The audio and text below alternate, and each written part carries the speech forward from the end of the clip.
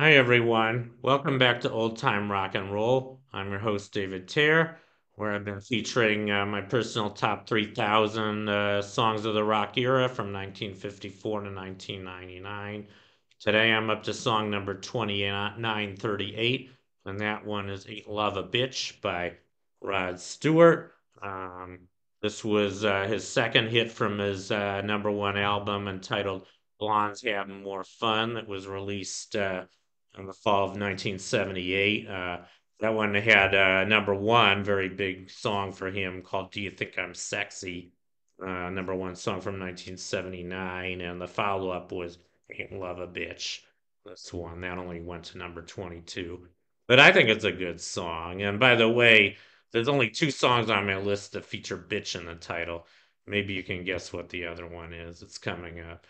But anyway, I think it's a good song, and it's kind of a cynical song. I mean, it's interesting because I guess he's expressing his grievances about some love affairs he had in the past that went bad, and basically, I guess it's a conclusion that love can be a bitch. And an interesting thing about this song is that he mentions Maggie, and I'm sure you guys all know song Maggie May. That was his first number one song, probably his biggest hit.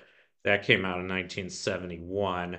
And I don't know if you realize this, but Maggie May was actually kind of an autobiographical song. It was about his first, I don't know if she was a hooker or if she was his first girlfriend. I think she was a hooker, actually.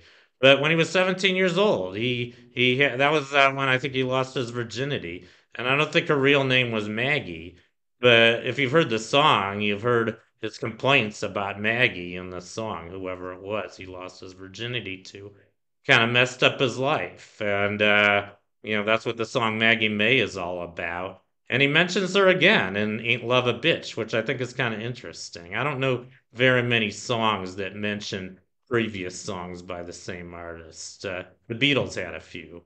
Glass Onion mentions, I think, three previous songs by the Beatles. And there aren't that many other ones, and I can't really think of any others off the top of my head that stand out. But I think it's interesting how he mentions Maggie again and Ain't Love a Bitch, which came out 8 years later. So anyway, I think it's a good song, and I do like Rod Stewart. I think he was a good singer and songwriter, and he had kind of a raspy voice, but he was very expressive. His songs are very expressive, kind of like Bob Dylan. Nowhere near the caliber of Bob Dylan, but I think he was a very good singer and songwriter, and he had many many hits and several more coming up on my countdown. So stay tuned for them.